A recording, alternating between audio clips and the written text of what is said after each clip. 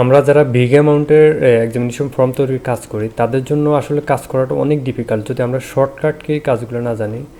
তো আমরা এর জন্য আজকে এক্সামিনেশন ফর্মে যে খালি বক্সগুলো হয় এর জন্য একটা শর্টকাট কির কাজ শিখবো। সেটা হচ্ছে প্রথমে আমরা কিবোর্ড থেকে 2610 লিখে নেব, এরপরে অল্ট প্লাস এক্স একসাথে প্রেস করব। প্রেস করার সাথে সাথে দেখেন আমাদের বক্সটা অলরেডি হয়ে গেছে। তো এখান থেকে আমরা চাইলে প্রত্যেকটা আলাদা আলাদা করতে পারবো, অথবা এখান থেকে আমরা কয়েকটা করে কপি পেস্ট করে এভাবে পুরো লাইনটা ফিল আপ করে দিতে পারবো। তো এরকমভাবে আমরা শর্টকাট কির মাধ্যমে আমাদের প্রচুর কাজ, কিন্তু যদি শর্টকাট কি না জানি তাহলে কাজগুলো করতে আসলে অনেক সময়ের ব্যাপার। তো শর্টকাট কির মাধ্যমে আমরা দেখা গেল 1 ঘন্টার কাজ মাত্র কয়েক সেকেন্ডে করে দিতে পারবো।